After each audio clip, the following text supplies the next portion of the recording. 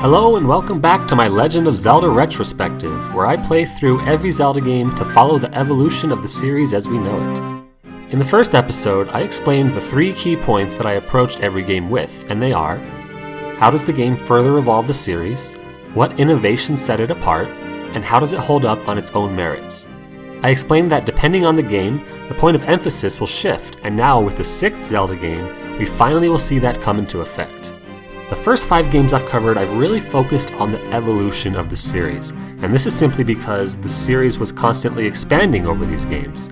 But Ocarina of Time was the last Zelda game to fundamentally evolve the series, and every game after that has been all about differentiating itself, either expanding on the established formula or otherwise subverting it. So from this point on, I'm really going to be focusing on what sets each game apart from one another. And this new focus kicks off in dramatic fashion with the unbelievably unique follow-up to Ocarina, The Legend of Zelda Majora's Mask. Majora's Mask is yet another fantastic instance of Zelda games complementing one another rather than trying to one-up each other. It addresses themes and issues that are nowhere present in any other Zelda title, it's structured completely different, and it features not just one defining gameplay mechanic, but many. All of this combines to make Majora's Mask one of the all-time fan-favorite Zeldas, and for good reason. No other Zelda game elicits the same sort of feelings that playing Majora's Mask does. Just as Link's Awakening had done 8 years prior, Majora's Mask is a side story, taking place away from Hyrule and without the usual players. After the events of Ocarina of Time, young Link leaves Hyrule on his horse to search for Navi. Initially, this was confusing to me. Was Navi really that special to him that he would drop everything to go and look for her? But on reflection, and after hearing some intelligent viewpoints on Ocarina's story, I see that it actually makes perfect sense. Link in Ocarina had gone through some shit. Like way more than any Link in the series. He was thrust into a society where he did not belong by a dying mother, he grew up an outcast, he was tricked and used by the King of Evil and played a part in the downfall of Hyrule, and he had to skip his childhood on a moment's notice and was suddenly told he was the chosen one to save the world. At the end of the game, Zelda sends him back to relive his lost time, but if only it were that easy. How do you just go back to being a kid after all that? Though the princess meant well, this was some PTSD shit that undoubtedly fucked with Link's head. And the only one who was with him through all that, the only one who could possibly understand what he was feeling, was Navi. And it was a dick move of her to just up and dip like that, but with no place left for him in the world, it's understandable that Link would go out and search for her. So straight out the gate, we see Majora's Mask beginning on a bit of a somber note. Link is riding through a forest, but he's more meandering. He looks depressed and doesn't seem very hopeful. The melancholy music, of course, reinforces this. And on that pleasant note, one of his old friends comes along, knocks him unconscious, steals his horse, drags him along the ground for a bit, taunts him for it, turns him into a Deku Scrub, then bounces. To top that off, one of the Skull Kid's dipshit fairy friends stays behind to rub it in some more. This is Tattle, who eventually grows to help Link, fulfilling the role of Navi but with a lot more personality and sass. Instead of just feeding you the information like names of enemies, she'll chastise and make fun of you for not already knowing this information. As Link chases down the Skull Kid, he walks through a strange twisting corridor and finds himself in a bizarre parallel dimension called Termina. Here he meets characters that resemble familiar faces from Ocarina, but are completely different people in a completely different world. One of these is the Happy Mask Salesman, who is by far the most shifty character in series history. This guy is suspicious right off the bat, but at the prospect of returning Link to his human self, Link has to strike a deal with him to retrieve a mask that the Skull Kid had stolen from him, the titular Majora's Mask, which has some esoteric voodoo powers. Stepping out into the sunlight of Termina, we find ourselves in Clocktown. It's a huge and lively city, but it doesn't take too much exploring around Clocktown before you start to get the feeling that something is off. And it doesn't take much longer after that to look up and find out. Oh, that would explain it. That is terrifying. People around the town are worried about it falling, which seems odd, but every once in a while you get a glimpse of the moon or purposefully look up at it and... is it getting bigger? That can't be good. The game locks you inside Clocktown for nearly an hour, which is a very different change to pacing for the series. There's a few things that need to be done, but it's not spelled out exactly what they are. You have no real choice but to just talk to people and get to know the denizens of Clocktown. You'll shortly realize that almost everyone has some sort of story, some sort of dilemma, or some sort of mystery. This kid with a Keaton mask walks out and checks the mail, then runs into a back door and locks it. You can ring the mail bell, which causes him to peek out curiously, obviously expecting some sort of package. You wander into the mayor's office to find an intense ongoing argument about whether the townspeople should flee from the moon. Next door, you see a band manager find out his gig has been cancelled, so he goes to the bar to drink. The postman is obsessed with his craft and spends his off hours practicing his timing. A hotel clerk named Andrew takes a walk in the rain just to sit on a bench and be melancholy. There is so much happening in this town, and that's why even though you're locked here for an hour, it doesn't get boring. And in fact, even when you do get the ability to leave town, I still spent most of the entire next cycle here. It's that interesting. You can investigate a mystery about a missing person and in fact complete half of this quest right here and now. There are mini-games to be completed on all 3 days, events that happen at certain times like a bomb shop robbery. This is the best and most interesting town in series history, and enhanced by lively music and enjoyable characters that you grow to feel for. And you grow to feel for characters all over Termina, not just in Clocktown. Termina is a world of unease and suffering. Characters are separated from their friends, separated from their families, separated from their unborn children, and in some of the most haunting and heart-rending moments to be found anywhere in the series, many characters die right in front of you. But every single one of them embraces it. The game treats death as a form of healing. A character asks you to heal their sorrows, and 9 times out of 10, this means putting their soul to rest. It's really dark and it creates this unique melancholic mood while playing. And look at this moon boy asking the real questions. God damn it, game, now making me question my own real life relationships. This dark tone is personified, almost comically so in its blatancy, by that terrifying moon hovering over Termina. The moon pretty much tells you all you need to know. Termina is fucked. The world is on the brink of annihilation, and this is felt both by the residents and by you, the player. This tone was never attempted again. No other Zelda game creates this mood or makes you feel this way while playing. And I'm sure that's a good thing. I don't want the whole series to be dark and depressing, and it makes it all the more strong in the one game where it shows up. And that definitely explains its status as a fan favorite. Many other Zelda games sort of feel the same way, epic and adventurous, kind of splitting the votes, so to speak. But not Majora's Mask. This game is bleak and it reminds you of that fact at every turn. The world itself is literally dying. Hell, it's named Termina, but nothing that Link does has any lasting effect. You can't help the people of Termina. You have to keep repeating the same 3 days over and over. And that means every character you've helped, every land you've unpoisoned, every good deed you've done for this world gets erased over and over and over, and no one recognizes you, and no one cares. And even at the end of the game, where you supposedly save Termina and everyone is happy, it's revealed in the Zelda Encyclopedia that as soon as Link leaves, Termina disappears. So it really was all for nothing. Plus, it's generally believed that Link dies shortly after this game without ever finding Navi. So that's fucking lovely. Hey kids, want to play a fun game that makes you question your friendships and leaves you morose and depressed? No, in reality this is by far the most adult Zelda ever made. When I was a kid, I didn't enjoy this game that much because I didn't understand it. I mentioned Zelda 2 being alienating, and Majora's Mask is kind of alienating as well, but more in a barrier of entry sort of way. This is not a lighthearted pick up and play kind of game. Even besides treating death as a release and this Adalwa boy speaking real-life sad truths, this game is full of mature themes like alcoholism, gambling, cheating at gambling, implied lobotomy, sexual frustration, despair, death penalty, and even racism. Andrew profiles a whole race by mistaking you for another Goron and giving you his room key. This racist-ass part-timer at the shop won't even acknowledge your presence if you're a Deku scrub. But if you're a Goron, everyone loves you. Even the lovable bombers are fucking racist. No, I don't want no scrub. A scrub is a guy that can't get no love from me. Then there's this guy who literally asks you for jerk-off material. I'm dead serious, it's super fucking creepy. And you actually have to get it for him. What the fuck, game?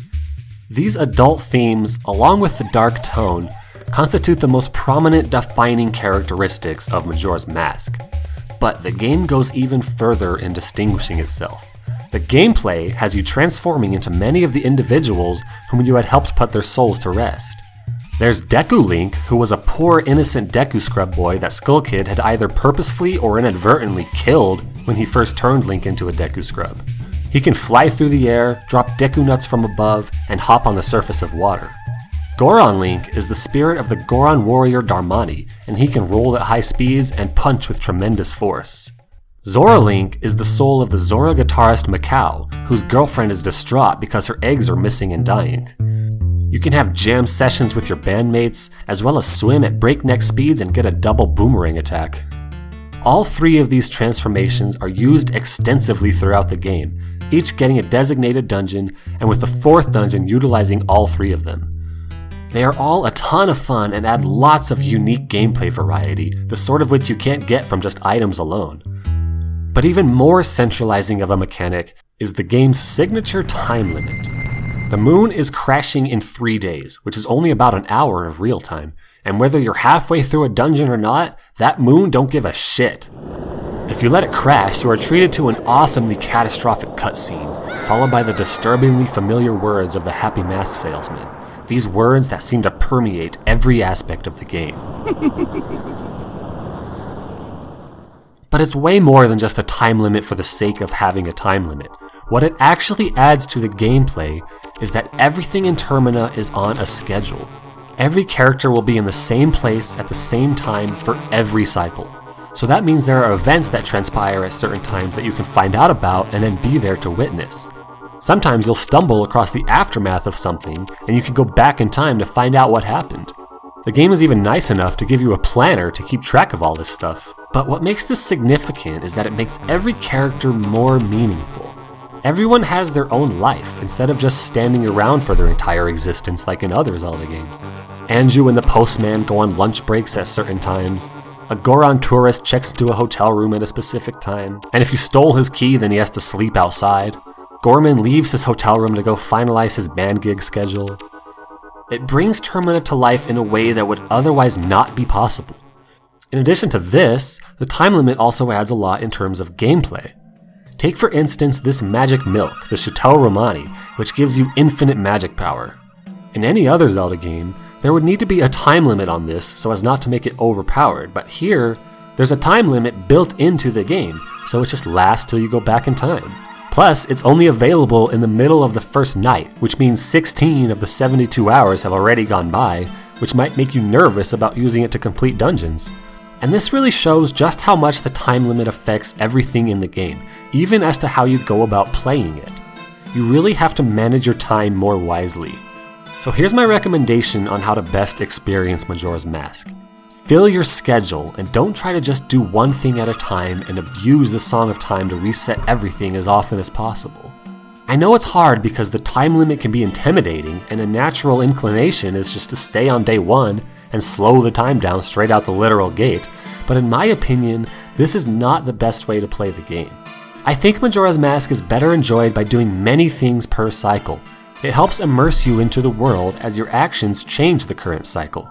Playing in this manner is rewarding because it plays into the game's strengths. You take this key aspect of the game, the time limit, and instead of just trying to avoid it by staying on day one as much as possible, you embrace it and play around it. It feels good to juggle a few tasks or side quests at once, and if you find yourself starting to worry about if you won't finish in time, fuck it, that's part of the fun. It increases the tension, which is yet another great emotion to feel while playing. And when you finally do play the Song of Time after a really long and eventful cycle, it feels very satisfying, like finally getting to exhale after a job well done. And furthermore, playing this way helps eliminate the time spent waiting around for events. For instance, you can have this meeting with Anju at night, then go stop this robbery attempt, and then be right on time to save Romani's ranch from an alien invasion. This is why complaints about waiting around too much in this game don't really resonate with me. Just stop abusing the Song of Time. Take events naturally as they come. I think this is the best way to enjoy Majora's Mask, and you might say, well, I don't like being forced to play a certain way. Well, if you think like this, then I'm honestly sorry, because you're not enjoying video games as much as you could be, especially the Zelda series. You don't play Majora's Mask when you want to shut your brain off. You play Hyrule Warriors. And no game forces you to play a certain way, but they definitely invite you to. For instance, Wind Waker asks you to play slowly and enjoy the massive scope of adventure, which was butchered in the remake. And Majora's Mask asks you to play methodically by utilizing time management skills, which, again, was ruined in the remake. Okay, maybe that's not fair. If time management isn't your thing, then this 3DS edition of letting you skip to any hour at least allows you the opportunity to enjoy the game, even if in my opinion you're not getting the full experience out of it. This does lead me to one major problem I have with Majora's Mask, and that is, even though playing cognitively like this is very rewarding and encouraged, I ran into an instance where the game actually punishes you for it. Let me give you my experience. So, I start off the cycle by going to Romani Ranch to get Epona, and I make a date with Romani of fending off an alien invasion at 2 a.m. So I realize, hey, I'm gonna be up till 2, I might as well stop this robbery at midnight to get the blast mask. So I do that, I stop the aliens, and I finish the side quest to get Romani's mask, which you need to get into the milk bar. And you're dropped off from this side quest right in front of the bar just as it opens, so naturally I go in and buy a bottle of magic milk. So now I have infinite magic, which inspires me to continue in this cycle, and I realize that since I've already stopped the robbery, I can buy the all-night mask on the third night. But I need the giant wallet to buy it, and I need the hookshot to get that. So I have to think if I have enough time to do Pirate's Fortress and Pinnacle Rock because I'm not making 2 trips, and the Ocean Spider House before the time is up. Well, I'm a fucking Zelda god, so of course I do. Plus, I have infinite magic, which will help with all 3 of those places. So I do all these things in the remaining time, and I'm finishing the Ocean Spider House on night of the final day, right about the time you can buy the all-night mask. I timed everything nicely, and I felt so accomplished. There's just one problem. For no apparent reason, you can't get the Giant's Wallet on day 3. You can only get it on day 1. I mean, what the fuck? Why? And the game doesn't tell you that you're wasting your time in this spider house until after you've already done it. So now, not only do I have to redo the spider house again, I have to stop the robbery again on a different cycle to get the all-night mask that I wanted. What a bunch of bullshit. But yeah, that's just one instance, and if you know about it beforehand, you can avoid the same mistake. But my original point still stands, that if all you've ever done is play the game safely, I say try playing it in a new way. It makes for a much more unique and gratifying adventure in my experience. I have one other significant gripe too. As much as I love the atmosphere and the characters that inhabit Termina, I'm not a big fan of Termina itself. Southern Swamp and Icona are great, but I don't like how small Termina Field is, I don't care for Snowhead at all, and I'm sorry, but I hate Great Bay. I don't like the Pirate's Fortress, I don't like Pinnacle Rock, I hate collecting the eggs, I just find this whole section of the game to be very dull and I don't enjoy exploring the area at all. But I acknowledge that that's just my personal opinion, and I also acknowledge that the landscapes of Termina are not the focus of the game. But I still can't help but wish that I enjoyed more of the actual world itself. As well, the dungeons are not the main focus of the game. There are only 4 of them, but thankfully they are all great, and with the exception of Woodfall, which is still a really good first dungeon and very atmospheric, they all involve some central puzzle that changes the dungeon's architecture. These are the kinds of Zelda dungeons that I really like, so having 3 of the 4 be this way is more than enough satisfying for me. My favorite used to be Stone Tower, but on this last playthrough, I was incredibly impressed with the Great Bay Temple. This is a dungeon that requires you to understand it before you can solve it. You can't just run around the dungeon flipping switches and exploring everywhere to finish it. When I was a kid, I always used a guide for this dungeon because I just had no idea what I was doing. The guide says turn this valve and I didn't have a fucking clue what it did, I just did it. A lot of dungeons like this can be creative in their design, but don't require you to understand how they work. Like in the Eagles Tower, you don't have to understand why you're throwing a ball at these pillars, you just have to do it. And even with the Stone Tower Temple, yes, it's amazing that it flips upside down, but at no point do you have to understand the layout of the dungeon or how you can utilize flipping it to solve anything. You don't have to look at an upside down chest and make a mental note to return to it. The upside down portion is straightforward enough to just lead you to it. It might as well feel like just a new part of the dungeon. But with Great Bay Temple, you have to be deliberate in your actions, to reverse the direction of the water current and to make a water platform to reach the boss room. I adore that kind of dungeon, and this is definitely one of my new all-time favorites. Snowhead Temple is also great in this way. There's a giant pillar that rises which you can punch sections out of, but you don't want to punch them right away because here or there, you might need the pillar to be at its highest point. This is a dungeon you probably can figure out eventually by just running around for hours, but that timer is there to discourage this.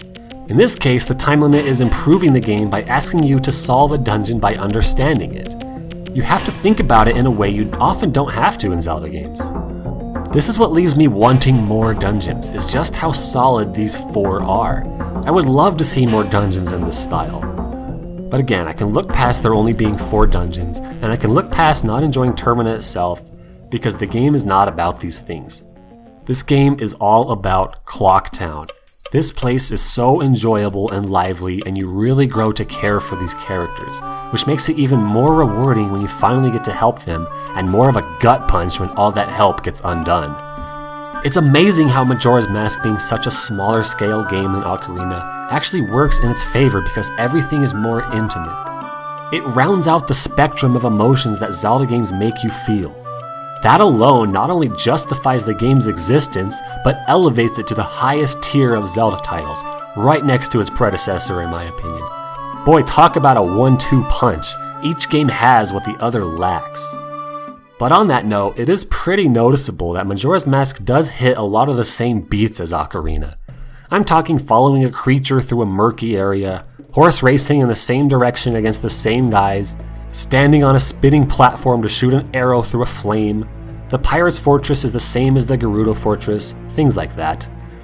But I mean, the game is unique enough to where this is easily forgivable. Plus, we have to keep in mind, the game was made in a year, which blows my fucking mind. But still, it is something that takes me out of the experience once in a while. And just like in Link's Awakening, sometimes getting around can be a pain because this game, more than any other, suffers from 4 move slot syndrome. 3 item slot syndrome. Because of the masks using the same slots as items, you'll be pausing and equipping things constantly. Ocarina, Hookshot, Goron Mask, Great Fairy's Mask, Fire Arrows, Ice Arrows, Normal Arrows, Deku Mask. It never ends. I guarantee this game requires more pausing and unpausing than any other game in the series. Luckily, the menu speed is drastically increased from Ocarina, but it still gets very annoying, especially in the Stone Tower area, which is just tedious as hell. Hey look, there's a conveniently unused D-pad on the N64 controller. How about being able to assign masks to directions on that? That would solve this whole fucking problem. And I don't know why, but the enemies in this game are just so annoying and placed in the most inconvenient spots and requiring you to equip different items all the time. Like, I hate getting to the point in Zelda games where I just try to ignore enemies, but with this game, I definitely reached that point. But it's just not possible most of the time because they're so in your way. God damn, leave me alone! Combat is not this game's strong suit. I don't really like fighting as any of the 3 transformations, and I only like a couple of the bosses. Adalwa is great and Goat is fantastic, but George here can fuck right off. I don't care for the final boss either, it just doesn't feel as suspenseful or epic as in other Zelda games. So I say fuck it, abuse the Fierce Deities mask and the Chateau Romani. It turns an annoying boss fight into more of a game-ending spectacle, so I think it's more worth it, even if it does feel like cheating. And yes, you should definitely get the Fierce Deities mask because in my opinion, getting all 24 masks is the only way to play this game. Majora's Mask is not about the main quest at all. It is all about the characters that bring the world to life. And getting to know all of them and helping out everyone in Termina is the name of the game. It's about the side quests. It's about investing yourself into these people's lives and getting to know and help all of them on a personal level. If you're not playing for 24 masks, you're not making the most out of this game. I might even go so far as to say go for 100% completion so you can experience everything. It's a beast in this game for sure, and there's a really annoying heart piece that requires 5,000 rupees, but still, at the very least, complete the Bomber's Notebook. Even after getting all the masks, the game still has a lot left to offer. Unfortunately, it mostly just leads to heart pieces. This is something the Zelda series in general can improve on. Some of the masks just lead to heart pieces too. Like, this isn't really a problem because having all 24 masks do some unique game mechanic is definitely asking for too much. But it still feels underwhelming to have so many of the masks be one-off items for heart pieces. One of the masks actually does literally nothing helpful at all. Supposedly it keeps the Gorman brothers from attacking you in the Romani side quest, but in order to get this mask you will have already completed this part of the game. That side quest ends there, so there's no reason to go back and revisit it. Well, at least no tangible reason. But a good amount of masks are very helpful and fun. You have the bunny hood, which lets you run fast, the blast mask, which lets you explode from your face, the Gibdo mask, which makes Redeads dance, and the stone mask, which turns you into Drax. I've mastered the ability of standing so incredibly still that I've become invisible to the eye. All these masks definitely make up for the small amount of traditional items, not to mention the 3 transformation masks. Goron rolling and Zora swimming are a ton of fun, even if the controls for both are a bit shitty. Yeah, the controls haven't improved much since Ocarina, but that's pretty much the only thing that hasn't. Shockingly, almost everything I nitpicked about that game has been fixed here. The graphics and aesthetics are much prettier, there's a lot less interruptive text, Tattle is far more tolerable than Navi, the text is so much faster, and you have to figure more stuff out for yourself. All these improvements are why I recommended the 3DS version for Ocarina, but for Majora, I wholeheartedly recommend the N64 version. As far as I'm concerned, the 3DS version is probably the worst remake I've ever played in my life. There's a reason Nintendo had to be practically held at gunpoint by the fans to remake this game, because they never wanted to.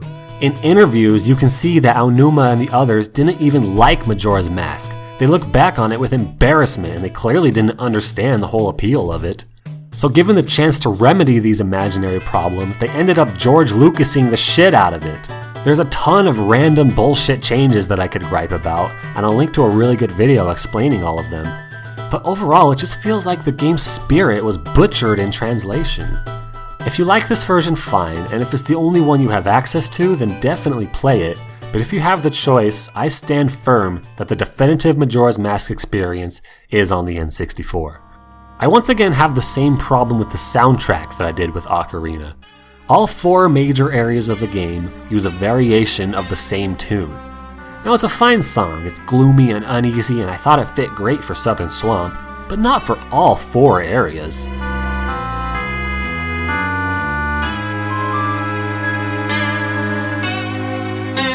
I also don't care for this game's rendition of the main Zelda theme either.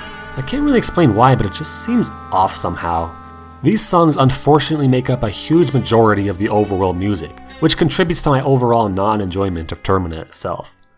But I will say that once again, the rest of the soundtrack is absolutely amazing. It's a starkly different feel from the last game. Instead of heroic and adventurous, it's foreboding and emotional. The Song of Healing is one of the best songs in the whole series, but it's only so effective because of how it fits the game.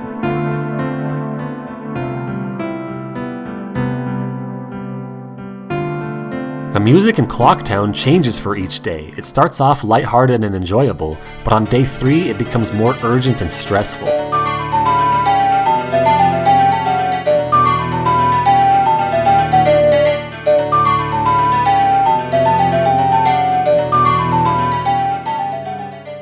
And on night of the final day, the music becomes something absolutely surreal and terrifying.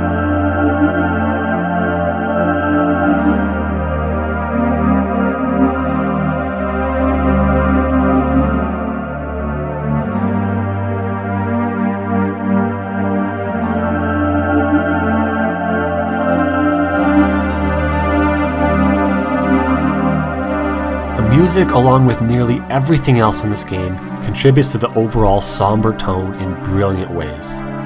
Playing Majora's Mask really is one of the most memorable experiences in all of video games, and an absolute highlight of the whole Zelda series. All the concepts that are unique to this game are incredibly enjoyable. I appreciate the dark tone, I enjoy the different transformations, and I love the 3-day time limit with all the interesting ideas that come along with it. This is a game for adults that will stick with you in the same way a nostalgic childhood game would, but for more profound reasons. The themes of despair and healing the soul through death are incredibly poignant and make for a game that will last in your memory for eternity. Play Majora's Mask without a guide when you have a lot of free time to get sucked into the world of Termina and enjoy one of the greatest games of all time.